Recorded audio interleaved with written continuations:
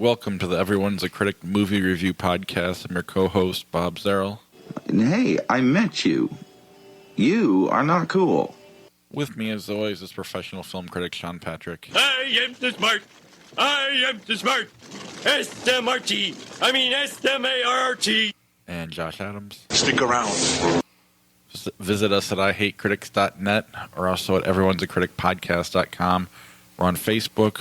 Our Twitter handle is CriticsPod. That's also our Instagram handle. There you can check out our top fives, watch the trailers, read Sean's reviews. Every now and then Josh and I'll post news and 88 stuff. The 30-year-old movies are there as well.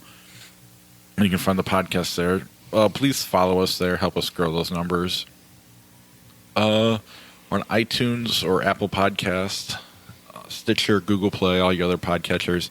If you could go to Apple Podcasts or iTunes and subscribe to the show and rate and review the show, that'll really help us move up the podcast movie charts. We're number 3 right now, nice. Which I believe has something to do with the fact that we had all these episodes in December that people are finally catching up with. So I think that's the case. I don't know. There's no rhyme or reason to the algorithm behind iTunes and Apple Podcasts. So, but we're number 3 for if you search movie review right now. So we're number 3. We're number 3. Yeah, it has nothing to do with my fake profile creation and trolling of other podcasts at all. But that's a good way to help us out. The best way to help out the podcast, though, is go to ihatecritics.net/Patreon and be a Patreon supporter. We now have 2 movie star supporters, so we're excited about that. We'll get to that at the end of the show. But thank you for all our donations so far. And if you want to jump on board, there's going to start being bonus podcasts this year. Once I move, we're less than 2 weeks away, and then we'll start getting things going. Am I forgetting anything else before the show starts? Let's start. No. Okay, then we'll start with the news before we get to the trailers. A movie we talked about, was it last week? Yes. All the Money in the World. Had to do a bunch of reshoots because of a creepy man. And because of that, Mark Wahlberg and Michelle Williams are represented by the same agency, correct? WME. Yes. And they negotiated for Mark Wahlberg he would not do any reshoots unless he would not approve of Christopher Plummer replacing Kevin Spacey unless he got an extra $1.5 million. And they didn't do that for Michelle Williams. That said, there may have been something in her contract that was a little different. I don't really know the things about it, but basically she did it for free. He got an extra $1.5 million. You look like you're going to say something. Or You're saying everything I was going to, of course. I just basically they asked her if she would come back and do reshoots, and she said yes. And then when they asked him, he said, "I need more money." it's kind of like when I hear about professional sports and 2 players or coaches that are represented by the same agent or whatnot. This just happened with the Oakland Raiders, for example. Jack Del Rio was the coach. They wanted John Gruden represented by the same agent, and agent knows that John Gruden's going to take the job but doesn't tell the interim coach that he's going to be let go. And to me, it just rubs me the wrong way. If I were Michelle Williams, I would just say, well, you didn't even come to me about this. I mean, you're supposed to be representing me well. Maybe I should just let you go then. And that's what I would do. It's just I'm coming from the perspective of a fan without an innate knowledge of the business operations of this. She's also being much more of a team player when you get down to it. I mean, they just asked her if she would do this to help the movie, and she was like, sure. And then Wahlberg was kind of a dick, like, I need to be paid more to do that. Yeah, he doesn't have enough endorsements from Hy-Vee. So. And I don't know if it was him specifically or his agent or what it was. Regardless, just because it's the same agency doesn't necessarily mean that the agency was aware. I mean, they probably have they could have 2 different agents. They just work for the same agency. One of them didn't bother to negotiate. So the other one said, hey, this is an opportunity to get my client more money and thus me more money. So let's do that. But of course, everybody found out about it, that this had happened, that he had held up the production for an extra $1.5 million to do his part. And that was 5,000 times what Michelle Williams got, which was scale, to go back and shoot. and it does make him look like a dick, regardless of anything. So, of course, being shamed into it, he finally said, "Here, take the money back. I'll donate it to Me Too." And sorry, And, after you've already shamed me into it. yeah, it would have been nice if he had done it on his own initially. Or, I mean, I understand it getting out and then as soon as it gets out, then do it right away. Maybe I really don't know because, like you said, he might not have even known that she didn't get anything, and vice versa. And you just, and business is business. It's just that right now is not a good time for that kind of mistake to be getting through, and Especially when she has a higher billing than him. Right. It just rubs me the wrong way as a fan of the movie. right. But in the end, all the right things were done. She's been pretty classy about her response to it, and Saturday Night Live did a great job of shaming Mark Wahlberg one last time.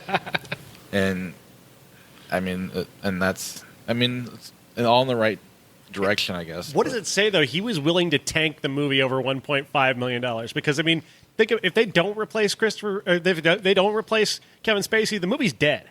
It's done for. He was willing to tank the movie for an extra $1.5 million. Right. And again, I don't know if it was him directly or his representative who, His agent was willing to do it then. But somebody was. But regardless, you're right. That was in somebody's mind involved who was willing to I'm do willing this. to let this movie die unless I get $1.5 million. Yeah, that leaves me with bad vibrations. Jeez. Way to end the conversation. Wow. I appreciate it. I got the laugh I wanted out of you, though. Usually you go straight to the wow. So I'll take that one.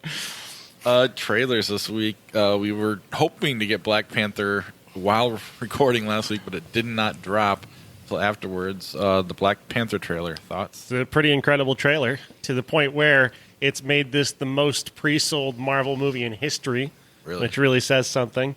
It's sold more pre-sale tickets than any other Marvel movie, including the Avengers films.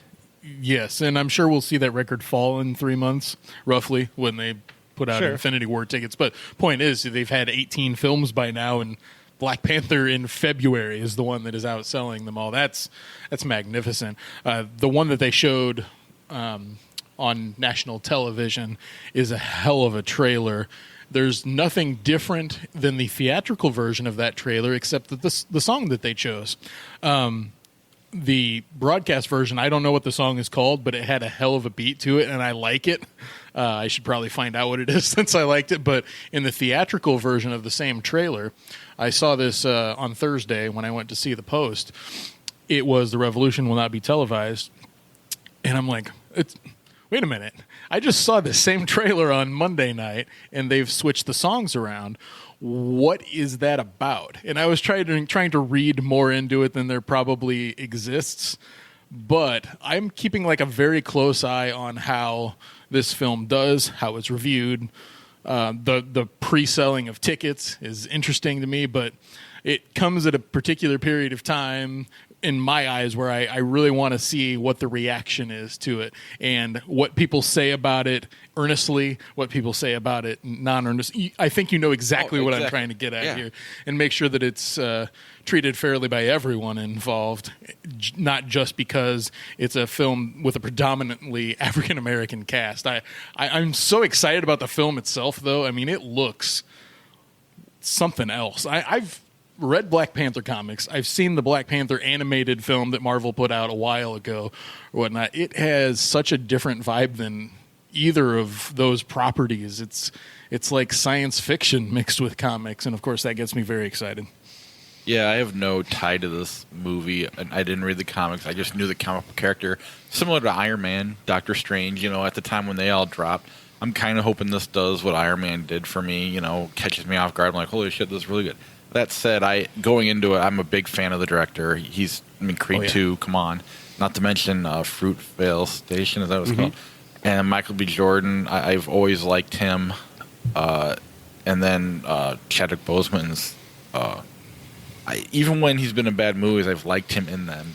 So I'm excited about everybody involved, and I'm glad. It's always nice to see a great director get a shot at something like this, and I have a feeling he's going to knock it out of the park. Absolutely.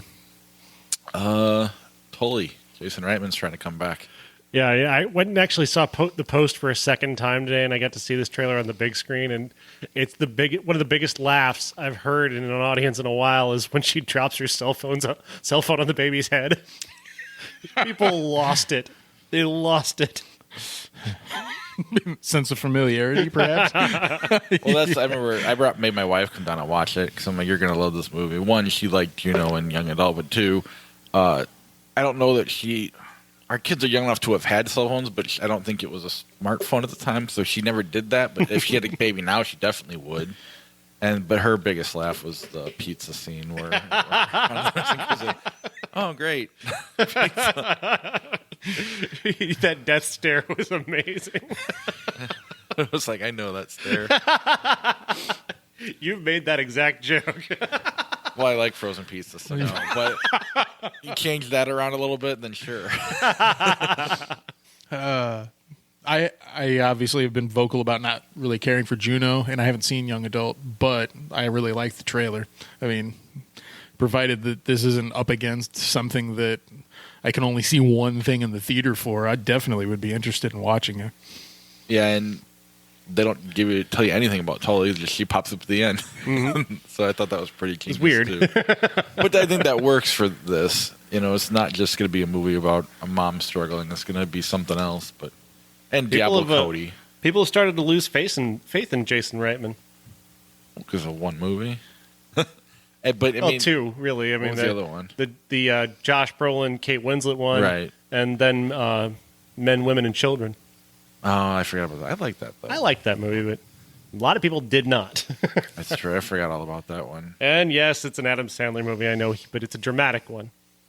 Yeah. But it's him and Diablo Cody again, so that's exciting, too. It's good to see her name again. I haven't seen her name in a while.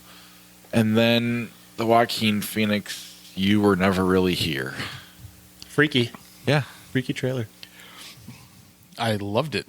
I kind of want to see it right now. I don't really know why, but he looks incredibly menacing, and it looks like one of those type of films where the revenge in it is worth seeing because it's not revenge for the sake of revenge, which is what the vibe I get from like Death Wish or something. I'm not going to talk about Eli Roth, but this one... He didn't write Death Wish. He's just I know. remaking a movie. I'm trying to skirt around that. He's just going to make a shittier version of it. Yes. Point is, Joaquin Phoenix in a revenge movie where he kind of stares right through the camera. I'm on board with that one. I like the way it looked. It looked pretty, for a revenge movie, kind of artistic in a way. So I just like the way the trailer was put together, and I'm definitely interested in that one as well. All right, we'll go in order of success this week. So Jumanji, I'm sorry. It's almost got $300 million. That's ridiculous. I liked it, but not that much. It deserves it. The Post. Jump back up to the trailers. Not Black, The Post, but The Post. The Post, yes. The Post is incredible. This is a true story about the Pentagon Papers, 1971. Daniel Ellsberg, who was he was an academic working in Vietnam, but he was in the shit. He was actually out there and came back and wrote a report about it for Robert McNamara, who was then the Secretary of Defense. He wanted just an academic record of the way the war was going. He, of course, wasn't actually meaning to use it in any way other than for posterity, but knowing about it and having written much of it, Ellsberg decided that it needed to get out to the public to show everyone that they knew Vietnam wasn't working the whole time. The government was aware that Vietnam was a complete failure, but they didn't want to see America humiliated, so they just kept sticking with it, hoping that maybe they could win somehow. And so that was in the Pentagon Papers. He stole them, made copies, gave them to the New York Times first, and then spread them around. The Washington Post finally got their hands on them after the New York Times had already begun publishing them, but they were able to publish when the Times was put up. They were given an injunction by the Nixon administration, and it's a very bold movie. It's a very bold decision that was made, and it's exceptionally well performed here. Seeing it a second time today was even better than the first time seeing it. This movie is just that professional. It's that awesome. the moments are incredible. People in the audience I was with today clapped a number of times during this movie. It's also a female empowerment movie. Katharine Graham was a very rare woman who was the owner, the CEO. She was the woman in charge of the Washington Post, a major company that was at that moment making its move to the New York Stock Exchange for the first time. And there's a number of scenes with her where she's walking either into Wall Street for the first time, or she's walking out of the Supreme Court eventually for the very first time, and you can see her surrounded by women, and that's important. Spielberg made this decision specifically to have women in that area to see, because even though we're talking about 1971, it's a major deal to see a woman who owns a company that is on the stock exchange and is in front of the Supreme Court. This is not something that a woman had ever done before. In that position. So it's a remarkable movie and a remarkable story in a number of ways. Josh? Interesting. I'm of two minds on it because the film is something I'm predisposed to liking for a number of reasons. Journalism and the Post, or Spielberg, that is, being those two things. And then I found myself in the last 20 minutes or so of the movie wondering, boy, if this was just in other hands. And I'm not trying to disparage Steven Spielberg because we've had this discussion before and there's no point in going about that. But the way in which the last 20 minutes go about, I had this feeling of being construed to be interested in the end of the film as opposed to it organically taking place. I compared it in my head to the way that Spotlight played out, in which you've got a guy, and I think it's Tom McCarthy is his name. I don't know if I'm remembering that from 2 years ago, that crafted a film that let the events and the actions of the journalist speak for themselves on film, as opposed to having a filmmaker craft it in such a way that he's in charge of the story and not the true events in which it took place. And although I obviously recognize the importance of Katharine Graham's role, I found the scene of her coming out of the Supreme Court and being surrounded by young women to be a little patronizing. I don't know if that happened. I would have to research it. Well, I can finish my point, and then you can. The point is, I found myself at the end of there saying that seems a little staged for the film. It may have happened. It may not have happened. But the point is, her actions alone speak to being important for women in general. I didn't need the film to show me what seemed like an obligatory scene. This is not just my opinion. It was held by the same person watching the movie with me. So it's not a man coming up with a random opinion about women. In that case, it falls short of greatness for me because I really wanted to love it. And I wanted to kick off this year with a bang in terms of, I'd obviously seen something earlier this week in All the Money in the World, but I wanted 2018 to kind of say, like, all right, this is how we're starting it. This is the narrative that I can follow for the rest of the year. This is film in 2018, even though it's considered for 2017 awards. So it just falls short. Tom Hanks is good, but then he also gets that, like, is he a Bostonian or not? And I was reminded of his Catch Me If You Can accent, where Carl Hanratty is at some points grating to my ears because he can't quite do it right. And his Ben Bradley is much the same way, and occasionally he's too Bostonian, and then at some points, wait a minute, isn't he supposed to be a Bostonian? So Meryl Streep is wonderful in the role. You wouldn't want anybody else to play Katharine Graham, I don't think. Somebody that can show vulnerability, but also strength as a leader of a major business to make a very grand decision. All those things I understand. The film itself, I couldn't help but wonder if in the hands of somebody a little hungrier to make a movie about the Pentagon Papers, it's incredibly important. As opposed to Spielberg. And so I'm of a weird mind on this. I kind of get what you're saying. Sean said something that made me think I would like it better on the second time.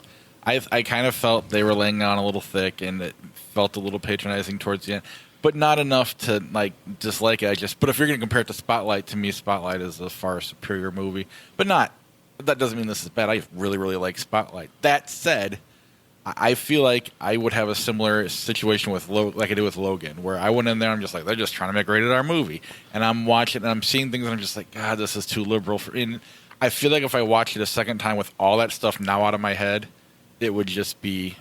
I think it from viewing 2 on would be a much far better movie for me.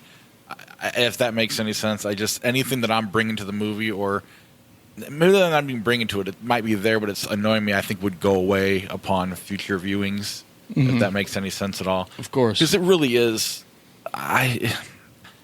it's a good movie. I was really, really tired. Like, I had like 2 hours of sleep. This was the end of the day, and I actually slept through like the credit, the beginning part, and then woke up, and it just grabbed me and kept me the rest of the movie. So it's a really good movie. I'm not taking anything away from that. Meryl Streep is phenomenal.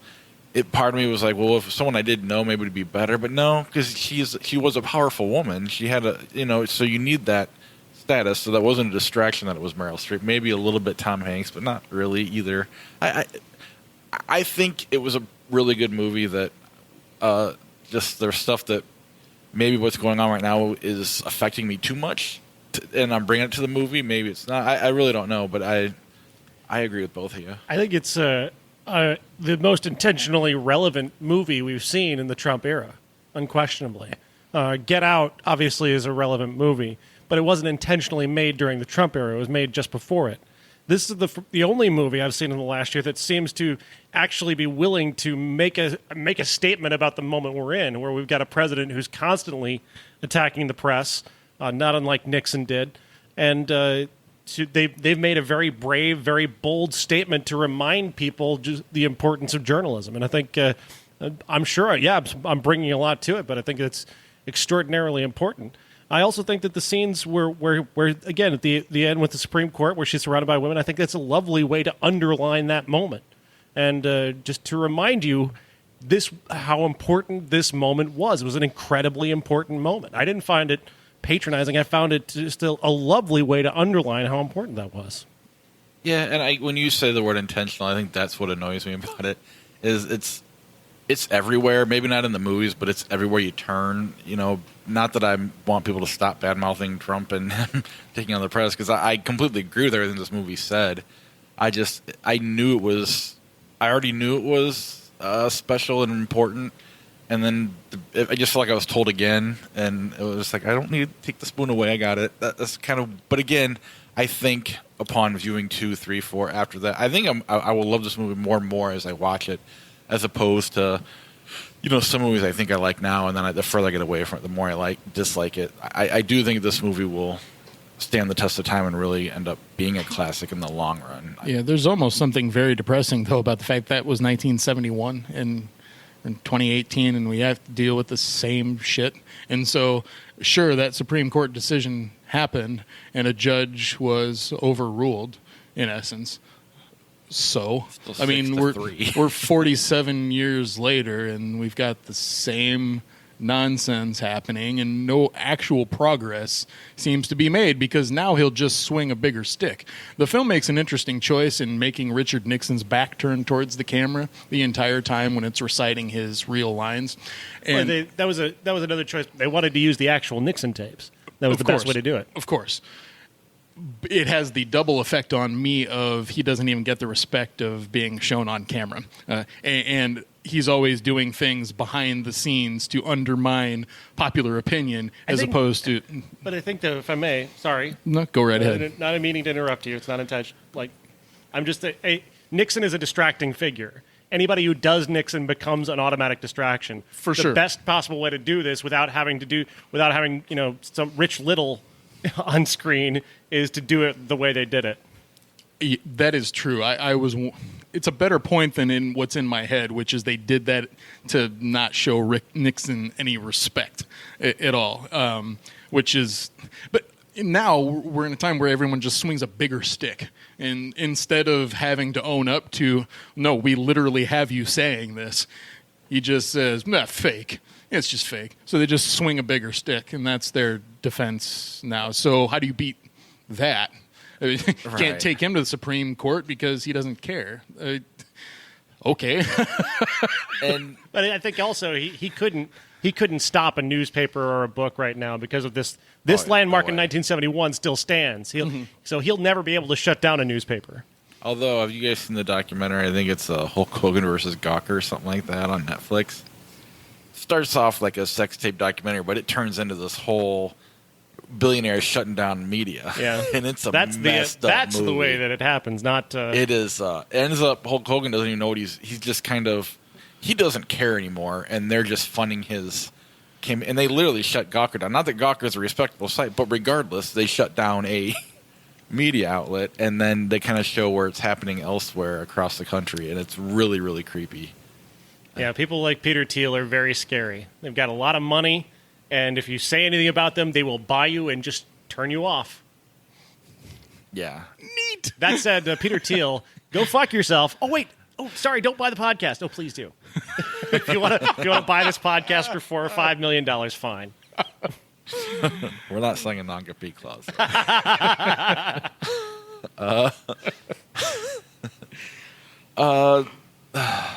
Back to the post. I guess the weird thing about the Nixon's part is it didn't really even affect him.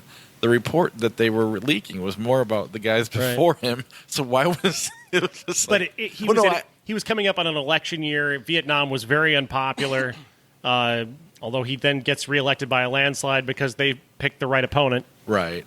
But this is the kind of thing, if it happened today, Trump would have been all over throwing everybody else under the bus. But no, I mean, I do think it's a good movie. I think people will like it, and I think Meryl Streep's great. I think it's its own thing. I kind of agree with Josh. I kind of agree with Sean. Give us see it and let us know what you think. The next best performing movie was The Commuter. The Commuter, okay. Liam Neeson playing a former cop turned insurance agent who, on the day he's fired from his job, is riding home on the train, and he gets into a conversation with a woman named Joanna, who offers him money to identify somebody on the train who isn't normally there, because he takes this train every day, so he knows all these people.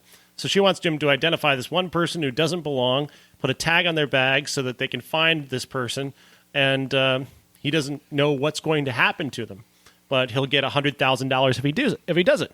And to prove that, they've hidden $25,000 on the train, and so when he goes and he finds out it's for real. Then he tries to back out of it. Then they threaten his family, and then it becomes a thing where bodies are piling up on a train as we're going along. This movie's really stupid. It's fun bad though. It's a fun bad movie. It's a bad movie, but it's fun. Liam Neeson, is Liam Neeson. He's doing the same character he played in Nonstop, only this time it's on a train. I mean, he's basically doing Mad Lib's action movies. Give me a gun and and a place, and we've got an action movie. That's basically all he needs. There's a lot of fun bad stuff in this, like Patrick Wilson and Sam Neill play two halves of a dopey red herring duo. Just flip a coin and guess which one is the bad guy. That's fun. They get introduced early in the film. They're not even on the train, but they're going to be there at the end. Even though Sam Neill's a police captain of a specific precinct in New York, he somehow gets control of the commuter train 90 minutes away. He's the policeman in charge. What? I don't know. Why is Patrick Wilson there? Neither one of them has anything to do with it. They're not even in New York City anymore. Doesn't matter. Stupid movie. Directed by Joan Colette Serra, who directs nothing but stupid movies. He directed London Has Fallen, so he's a champion of the idiot plot.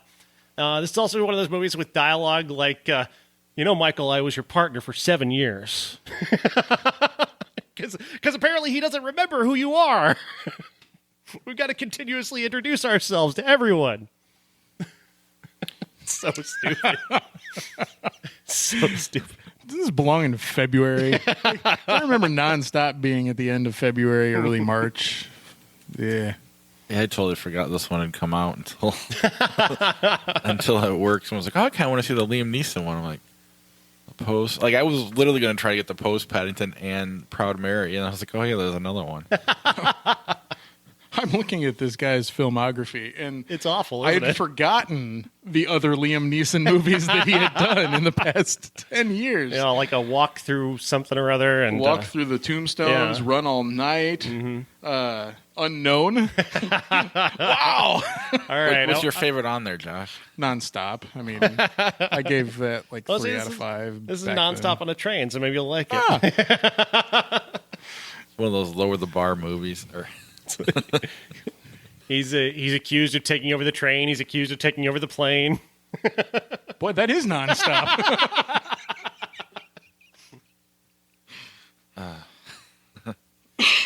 I mean, it sounded funny just by you describing the movie. How I had a hard time stifling giggles throughout.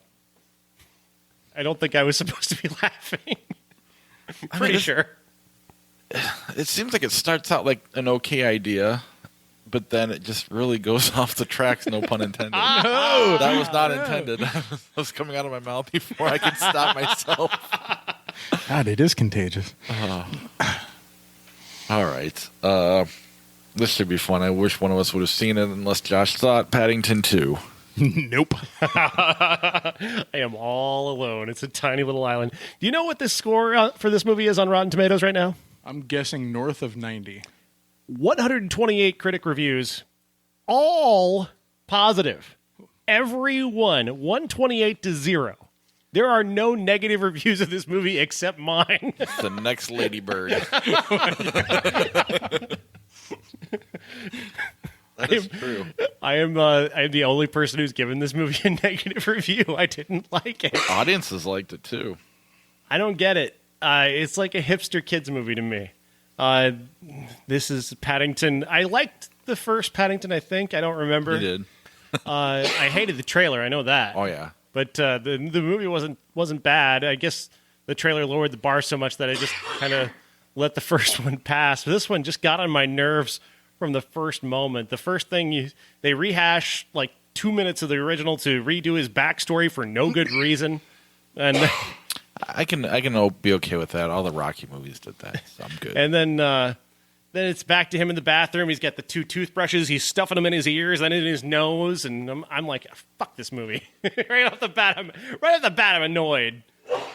But then it's an idiot plot. I mean, it turns from being like a cute thing into a thing where Hugh Grant is an actor who wants to get his hands on this pop-up book that has a map to a treasure inside of a traveling circus, and he ends up framing Paddington for stealing the book, even though there's absolutely no evidence to prove that Paddington did it, even though he was there.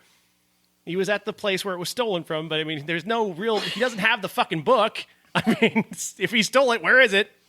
Never mind, but everybody in the movie is required to be a moron so we can set up this idiot plot where Paddington gets sent to jail and then everybody falls in love with him at the jail, and Brendan Gleeson's there. He's the big bad guy, Knuckles, who, of course, falls in love with Paddington and wants to help him and becomes his friend. And, fuck this movie. What do people find so adorable about this fucking movie? Yeah, he's a great special effect. Paddington's a terrific special effect. I won't argue with that. It's a great looking movie. It's a great cast, and they all seem very committed to this idiot idea, but it's an idiot idea. Well, I mean, keep in mind, positive review is just 3 stars or whatever. Right. That's good. So I don't. But it's rare to see 128 positive reviews and no negative reviews, and then just me playing Armand White. I didn't want to. I didn't set out for that. I didn't realize that it was going to be like this. Going in? I had no idea. I mean, I knew it was getting positive reviews. I had no idea it was all positive and 0 negative. Yeah, my kids really wanted to see it. Every time they saw anything remotely Paddington, they were all ready to go. I never saw the first one. My wife took care of that one for me. So, I mean, if you're calling it a hipster bear kid movie, then that would probably explain why people like it. It looks a lot more. It looks better than it actually is. It looks like something you could just, without even watching it, you could review it positively. And sometimes people just are having fun and they're not trying to. They're not bothered by morons.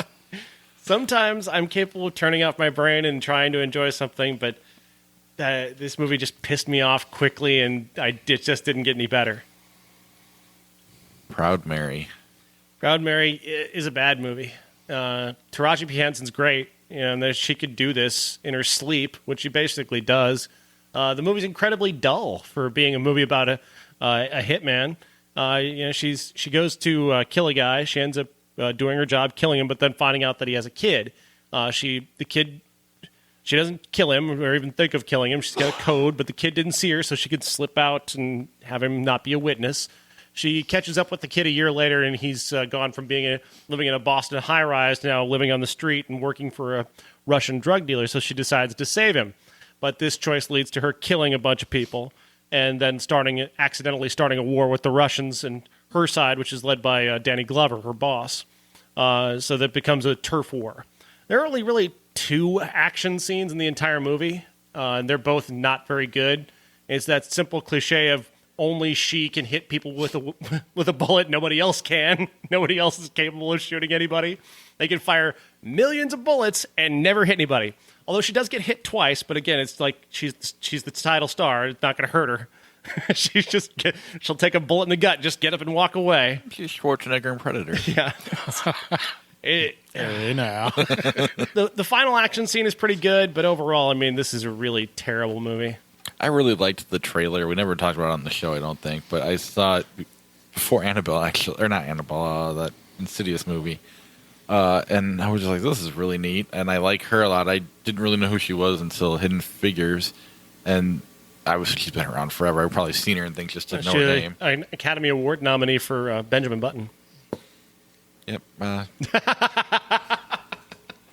Newer character didn't. I mean, I've seen her in a ton of things. That was a movie that really stuck out, and I just thought, this would be really cool. It just looks like it'll be a ton of fun, similar to Atomic Blonde or John Wick. But John Wick actually did it. Atomic Blonde didn't. No.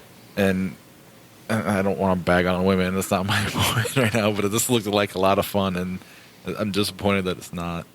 It's a bad director, a bad script that thinks it's. Again, here we have characters who did what the characters in Commuter do. They've got to introduce each other. So it's like her ex-boyfriend's has got to say, we were together for 2 years. It's like, yeah, she knows you were together for 2 years. She's aware of who you are. Benny, Benny, your boss, he took you in and raised you like his daughter. Yes, she knows that. She was there. If you're going to write that in your script, just stop. As soon as you see that written in your script, just just drop it out. Figure out another way to say that. That said, Josh, you need to more often on the podcast remind us how long we've been doing the show, because I forget a lot. If you could say, we've been doing this for 4 years, whatever it's been, that would be helpful. Because I think only you know. I don't know if Sean knows or not. It's all been a giant blur to me. It's almost 5 years. Really? Yeah. Wow. Do you walk up to your wife and Lindsay, we've been married for It's more, how long we've been married? She does that to me, and I'm like, I'm supposed to get that wrong, not you. That really bums me out. Good title, good actress. Yeah. Bad movie. Good trailer, even. Let's move on to our top 5. Put your top 5. Who's your top 5? Proud Mary is clearly a song title. Tina Turner, CCR. So we decided to make our top 5 movies based on song titles, or movies that share a song title, depending on however you did it. It was hard to word. Did we have any Instagram? I forgot to look. I didn't see any on Instagram. I didn't either. Let's start with Christina, Patreon supporter. She had number 5, The Wicker Man, 4, Ghostbusters, 3, Skyfall, 2, Jumpin' Jack Flash, 1, The Neverending Story. Patreon supporter Uncle Jeff. He had number 5, Coal Miner's Daughter, 4, Sweet Dreams, 3, Home for the Holidays, 2, Peggy Sue Got Married, 1, Blue Velvet. What I tried to do was make sure I liked the song almost as much as I liked the movie to make it. I did the same thing. So I had number 5, American Pie, 4, The Kids Are All Right, 3 Dazed and Confused, 2 Man on the Moon, and 1 Everybody Wants Some. Josh? Yeah, every list that I saw seems to have omitted some of them, such as American Pie. How did I didn't look at my own collection or anything, so I just went off of a particular list. And I tried to make sure the movie somewhat was referencing the song in some fashion. Not all of them do, but it doesn't really. Yeah. Otherwise, I could have done a list of 50. So I needed to pick my lane and go. My lane was the relation to the Taraji P. Henson film. Okay, so that title is clearly borrowing from the song, and the same for my list in theory. Dazed and Confused and the song by Zeppelin. 4, Straight Outta Compton. 3, Iron Man. 2, Peggy Sue Got Married. And number 1, High Fidelity. And like I said, I was trying to do what you did, which was think of songs and movies that I like equally. So I went with number 5, Pretty in Pink. Number 4, Everybody Wants Some. Number 3, Man on the Moon. Number 2, Badlands, Bruce Springsteen. And number 1, High Fidelity. That, speaking of first on the show, might be the first time we've shared number 1 on a top 5. In 5 years. You know we've been doing this 5 years, right? Has it been that long? First time. That is funny. I know Sean and I, every now and then, we've actually had the same list. And I wanted to put Iron Man on. I actually went and looked up when Iron Man the comic came out versus the song, and I was like, I'll just screw it.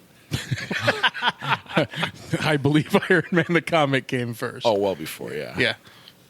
Yeah. What's next? Ladies and gentlemen, this is the main event for the linear, legitimate, and universally recognized, undisputed Classic.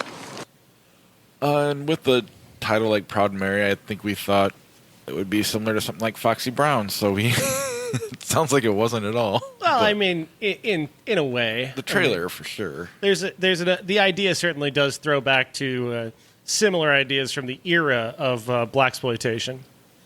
But yeah, Foxy Brown, Pam Grier. Yeah, Pam Grier. This movie's awesome.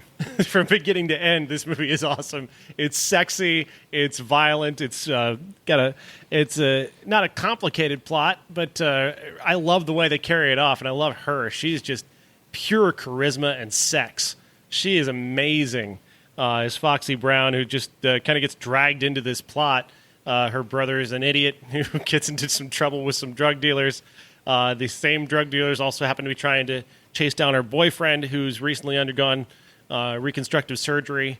They figure out it's him because of her idiot brother again. Antonio Fargas from Starsky and Hutch, playing one of his, playing the same character he played in pretty much everything he ever did, and it's funny to watch. He created a template for sure. But again, there's a lot of like indelible characters in this movie. I love the idea of this like neighborhood watch that's come together to run drug dealers out of town. That's cool. And the way they back up Foxy Brown in the end is awesome. I just liked everything about this. I had so much fun watching this movie. The soundtrack's incredible. Proud Mary starts out with a similar soundtrack and then gives it up for a very, very predictable, very simple, very typical soundtrack. They should have kept it as funky as this. This stays funky all the way through, and I love that. It's a fantastic soundtrack, a lot of fun, very sexy. I like this movie a lot. Yeah, I feel like I was like Paddington shoving a toothbrush in my ear for Josh and just like trying to before he sees it. Hopefully, I didn't ruin the movie for him. I knew immediately what you were talking about, though. The opening is a blaxploitation version of James Bond. Yeah, which I'd imagine a lot of. I haven't seen a lot of blaxploitation films, so I don't know if they all open up like this, like James Bond.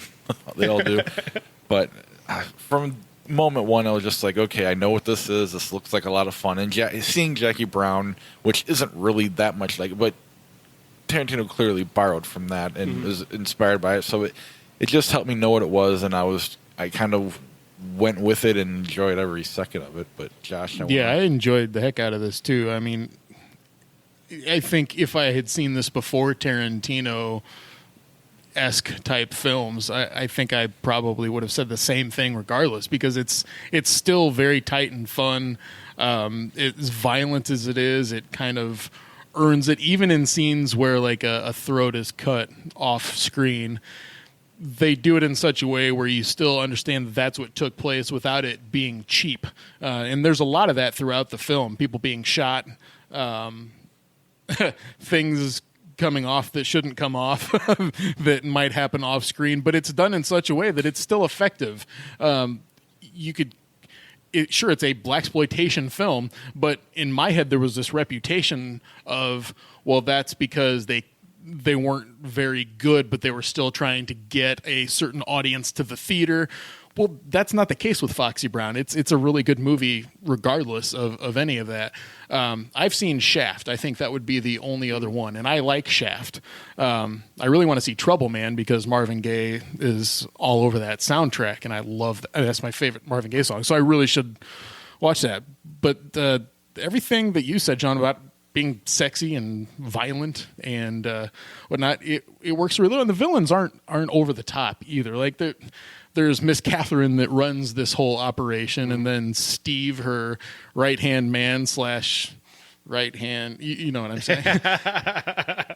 I mean, they play menacing without necessarily being super over the top either. It just all fits together really well. Everyone's playing in the same film.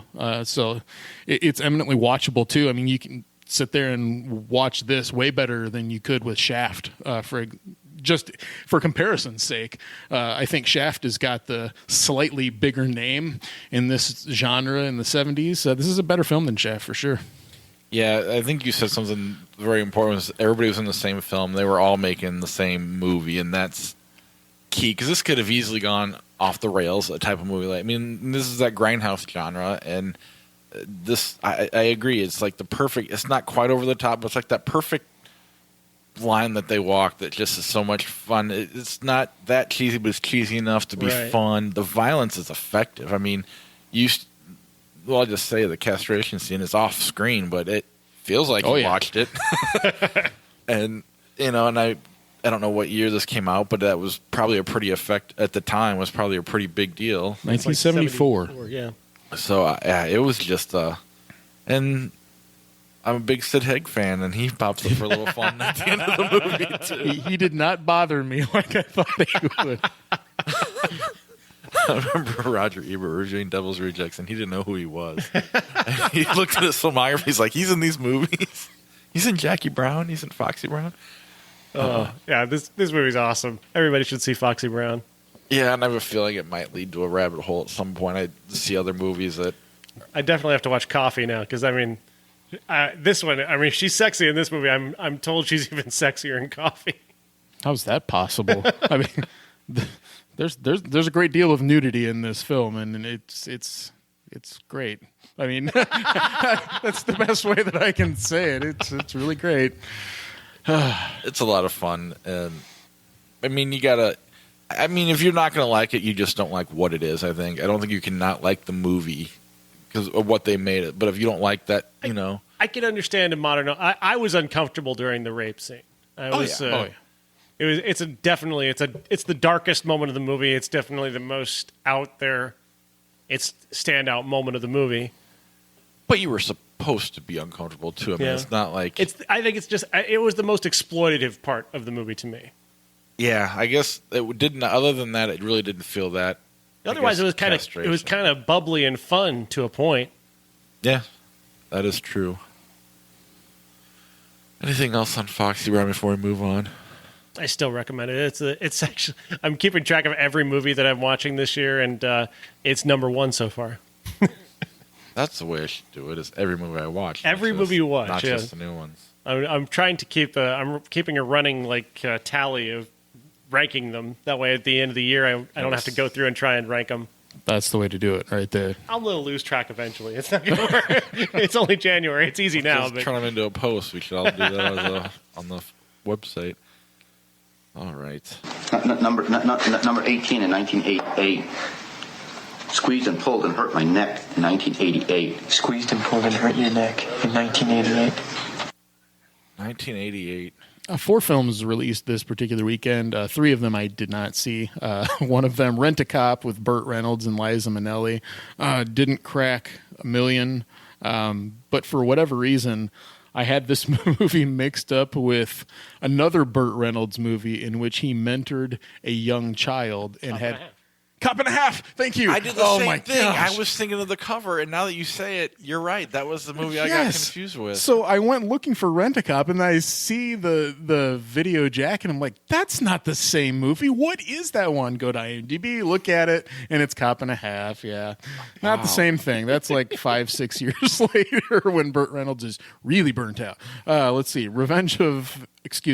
Return of the Living Dead Part 2 is another one. Go ahead. I just got to say, Norman D. Golden, who plays the kid in Cop and a Half, a good friend of mine on Twitter. No kidding. Wow, how things come weird, around. Right? Gotta get him on the podcast. Yeah. We'll have that interview ready to go, and Cop and a Half turns 30. But Return of the Living Dead Part 2, this is the non-Romero zombie series, and this is the sequel. And it had I feel like it has a decent cult following, but that's more for a horror podcast to deal with. Very good. Not us. $9.2 million for this movie is a massive success, especially released in the middle of January 1988. I mean, for what it's worth, I suppose, the Divergent zombie franchise that's a big deal. Another one I did not see. Please feel free to chime in at any time if you've actually seen it. The Couch Trip. In theory, Dan Aykroyd and Walter Matthau in the same film. Just no. It's so hard to watch. Oh, okay. It is so hard to watch. I was thinking that the combination of those two and their comedic sensibilities would be an interesting thing to see, but I guess not. It's embarrassingly bad. And the one that I did see, and this is probably the fourth or fifth time that I've seen it, but the first time in 25 years, is something called For Keeps. Made roughly $14-15 million at the box office, starring Molly Ringwald in another role like the pickup artist, where it seems like she's intentionally choosing films that go away from her good girl in high school image that she had through Breakfast Club, 16 Candles, Pretty in Pink. But For Keeps is a teen pregnancy film, and she's pregnant early in the film, and her partner, her boyfriend in this film, who I thought was Zach Galligan until I looked it up. No, it's a guy named Randall Batinkoff, a guy with the most annoying voice that you will ever hear in a movie. He's screaming for Molly Ringwald at some point, and you're just like, oh no, I've got to take my Bluetooth headphones off. He's whining the entire movie. He whines the whole time. But this film is important in that, okay, I'm not going to get graphic with this, but at least Look Who's Talking gave us just the sperm, okay? For Keeps gives us the moment that it happens and then the sperm in the opening credits. And I'm like, oh, geez. And I'm watching this at 8-9 years old and wondering what in the world is going on. In order to have somebody be your girlfriend, you've got to lay them down in the rain. And then something happens inside your body. I don't know what's going on. First, don't show this to your kids unless you're prepared to have that discussion during or afterwards. But as a film itself, it's watchable. But I didn't find myself thinking that it held up whatsoever after 30 years. She's really great. He drags the whole thing down. He really does. There's no nuance to him. He's just mad that this is happening to him and he can't go to an architecture school. But she experiences postpartum depression in this movie as a teenager, which is something I'd not seen in a film before, haven't seen since, unless you count the moments that Juno is really upset in Juno, I suppose. But that's the one that I watched. Relived some interesting memories. I will admit it's better to have the talk when they're like 3. It's embarrassing at times because they will repeat it. But once they know it's easy. Oh. There it is. More parenting advice from Bob. Take your 3-year-old aside and explain sex. Oh, no, you don't do it. You like there's an episode of South Park that does a really great job. And then, or just don't lock the doors.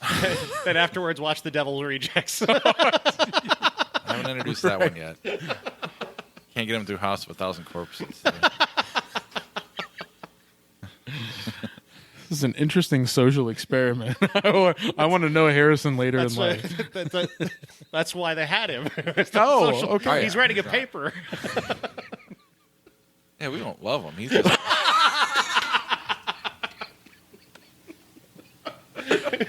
Some of what I say is true, some of it's not. You'll just never know. There's a reason there's always a camera on him. That's why he always comes in and hugs John. He does do that. I don't know if you've ever seen it or not. It is, yeah. I haven't. No. Every time.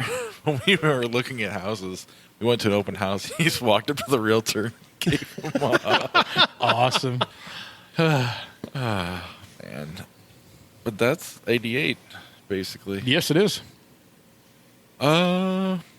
Next week, hopefully, we have Phantom Thread. Is that what it's called? Yeah. And if that's the case, Boogie Nights will be at least one classic. If it's not the case, it will not be part of it. When that Phantom Thread comes out, Boogie Nights will be on the show with it. Because we watched that a while ago, and then it still doesn't come.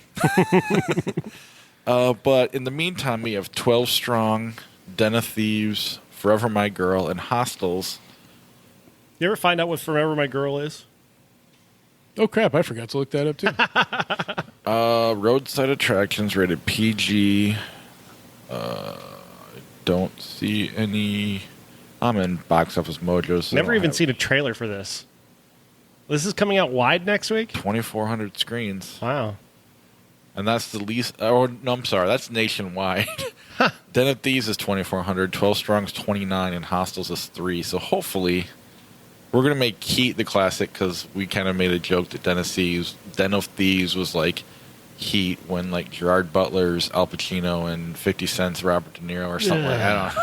I may be getting that back. Good comparison. Well, the modern De Niro and Pacino maybe, but and plus, I don't know. Josh and I at least have always wanted to bring Heat to the show. We've really needed a reason to. And you guys always bring the heat. For 5 years. The Heat is Sandra Bullock and Melissa McCarthy. But watch Den of Thieves not come either.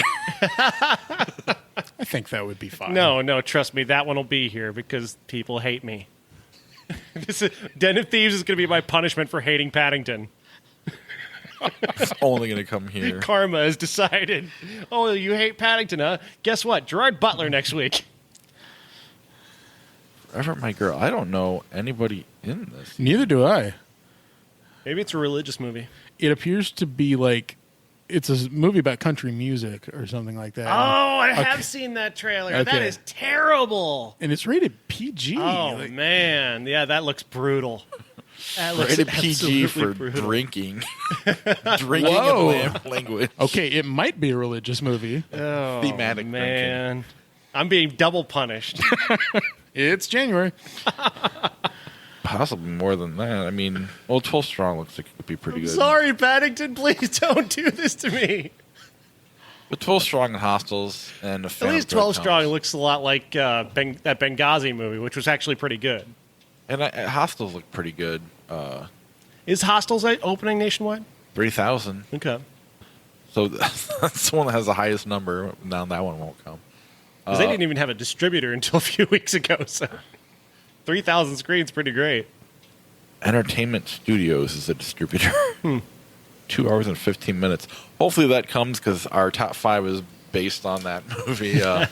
Native American themes in films. What films with a Native American theme do you like? So movies like 5? Thunderhawk or... Ooh.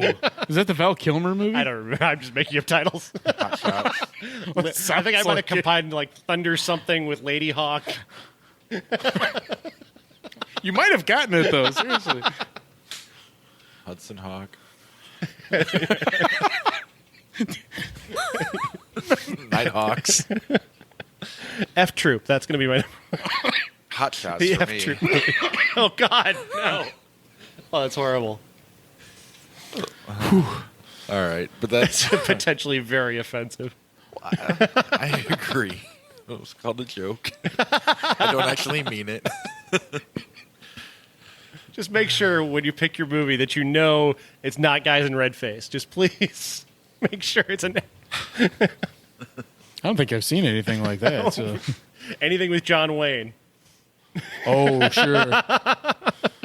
Like anything before 1980 is pretty much you're in a dangerous era where you're likely to be dealing with movies with guys in red face. What's the Dustin Hoffman movie? Little Big Man? Is that considered man in red face? I don't know. Probably, yeah. But One Flew Over the Cuckoo's has to have a theme. It can't just be an actor in the movie. All right. Before we accidentally say something racist, if we haven't already. But that's our show. The best way to help support the podcast is always Patreon, and I want to thank our Patreon supporters, our character actors, Christina and Josh. I think this is the beginning of a beautiful friendship. Our special effects person, Corey. May the Force be with you. Our associate producer, Jason from New Mexico. This is crazy. You want me to hit you? That's right.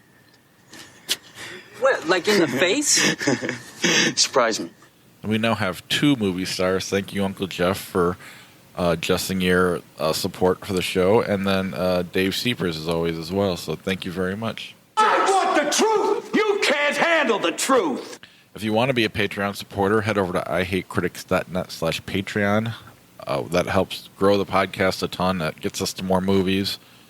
It just really does. It pays a lot of the bills and helps us out tremendously.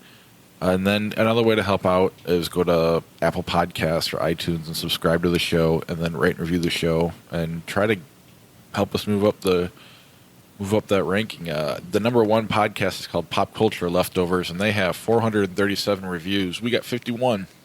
So if you can get us there, that would be.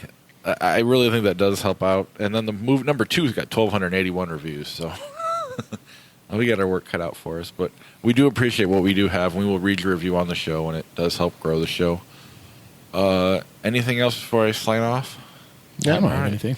Stick around for Flick Chart after the credits. That ought to do it. Thanks very much, Ray. And we're the 3 best friends that anybody could have. We're the 3 best friends that anyone could have. We're the 3 best friends that anyone can have. And we'll never, ever, ever, ever, ever leave each other.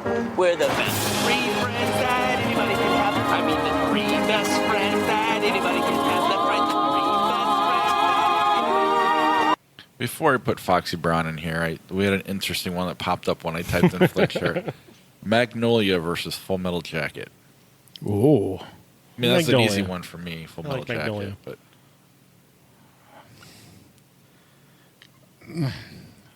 It's Full Metal Jacket by here. all right, let's type in Foxy Brown. Hopefully the internet's kind to me today. It has not been all day long. Is Jack Hill related to Walter Hill? It's a good question. I didn't think of that as I was watching Foxy Brown, but He's the director of Foxy Brown, for all you. I did look to see if he was white, and he is. Because I was curious to know who would have directed a blaxploitation film. Is it a black man or a black woman? Is it a white man or, Melvin Van Peebles is the most famous of the blaxploitation directors. Yeah. Foxy Brown or Phone Booth? Foxy Brown. Agreed. Foxy Brown or Almost Famous? Almost Famous. Agreed. Foxy Brown or Inside Llewyn Davis? Inside Llewyn Davis. Agreed. I agree. Foxy Brown or A Clockwork Orange? Foxy Brown. Foxy Brown. I will go A Clockwork Orange, but I get it. Foxy Brown or Jumanji? Foxy Brown. Agreed. Williams. Foxy Brown Independence Day? Foxy Brown. Yep. Foxy Brown Brick? Foxy Brown. Agreed. You sure, Josh? I'm pretty solid on that one. Ooh, Foxy Brown Guardians of the Galaxy. Guardians. Yes. Agreed. Yeah, I'm with you. Foxy Brown Shakespeare in Love. Shakespeare in Love. Shakespeare in Love. Foxy Brown is now ranked 232 behind Dodgeball, which I don't know why they didn't ask us that one, or and Brick. Fair enough. Let's see. We're just at an hour. Let's do a couple more, and then we can go. Have you guys seen A Separation 2011? I have. Is that the... Oh, what's her name? Peter Sarsgaard and Mulligan. Carrie Mulligan? No, I think this is the foreign film. Oh, okay. No, we'll just pick a new one. Rain Man or I Am Legend? I Am Legend. Rain Man. Rain Man. Die Hard 2 or Meet the Parents? Die Hard 2. Die Hard 2. Meet the Parents. Ocean's 13 or Ace Ventura Pet Detective? Ocean 13. Ace Ventura. I'm going Ocean's 13. Did you guys see Jim Carrey on Seinfeld's The Comedians in Cars with Coffee? No. Just weird. He didn't eat anything, and he's like, "You're gonna die for eating that." I don't know. I know it makes sense if you watch that documentary, but it's still. Anyway, Spaceballs, Wedding Crashers. Wedding Crashers. I still haven't seen that.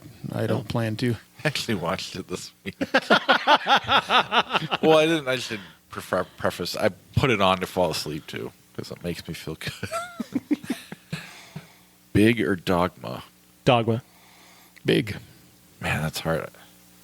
I really like Big, but I really like Dogma. So I gotta go Dogma. Spaceballs or Constantine? Spaceballs. Spaceballs. I agree. Scary Movie 4 or Bruce Almighty. I don't think I've seen Scary Movie 4. I'm just assuming I did. Yeah, you can blow it off then. Silence of the Lambs or Bruce Almighty? Silence of the Lambs. Agreed. You sure? The Da Vinci Code or Jurassic Park 3? Oy. Or a bullet. How about this? Let's not vote. Dan Brown or Michael Crichton? Michael Crichton. Make that your choice. Easily Michael Crichton. The Graduate or The Close Encounters of the Third Kind? Close Encounters. Close Encounters. I will agree. Incredible Hulk 2008 or The Wrestler? The Wrestler. Yeah, I haven't seen The Wrestler. I'd pick The Wrestler as well, but I'll have to find a wrestling movie to make him watch the wrestler. Avatar or Say Anything? Say Anything. Say Anything. Oh, yeah. Say anything but Avatar. Mission Impossible 3 or Saw? Mission Impossible 3. Yep. Saw. Austin Powers, International Man of Mystery, or Die Hard with a Vengeance? Austin Powers. Die Hard with a Vengeance. Oddly enough, I will go Die Hard. Skip over Die Hard 2, but I like the third I one. like Die Hard too. Bugsy or Remember the Titans? Bugsy. Remember the Titans, but... I think I'm going to go Remember the Titans too, but I don't. Not the sequel, but the first one. Ocean's 11, Moulin Rouge. Moulin Rouge. Agreed. I probably agree as well. Changing Lanes, No Country for Old Men. No Country for Old Men. No Country. By a mile. Da Vinci Code or Panic Room? Panic Room. Panic Room. Yeah. The Fog, 1980, or Lock, Stock, and Two Smoking Barrels? The Fog. Yeah, I haven't seen either of those. I'd probably go Lock, Stock, so I will just refresh. Army of Darkness or Munich? Army of Darkness. Munich. Sorry, Josh. I thought I was going to be the lone Army of Darkness. As much as I know Sean I like likes Munich. it. I like Munich, but Army of Darkness is awesome. Austin Powers and Goldmember or The Innocents, 1961. I think you can skip that one. Make that a future classic. Perhaps. Second Honeymoon, 1937. Anybody? Nope. Austin Powers in Goldmember or Field of Dreams? Field of Dreams. Yes. Yeah. Goldmember's really the worst of the Austin Powers movies. And that's the only reason Field of Dreams won. I kept thinking of that movie, though, while watching Foxy Brown for the obvious reasons. Like, oh, that's where Foxy Cleopatra came from. And when she says, I'm a whole lot of woman, that's because they say that in Foxy Brown. Megamind or Back to the Future Part 3? Megamind. Back to the Future Part 3. I will go as well with Back to the Future, but I kind of like Megamind better. Or not better, but a little bit. All right, C.S. Lewis or Michael Crichton? It's Michael Crichton. It's a Narnia movie versus Jurassic Park 3. Crichton. Jurassic Park 3 is really benefiting from me changing the rules. All right, last one. Army of Darkness or Top Gun? Army of Darkness. Top Gun. Army of Darkness. All right, see you next week.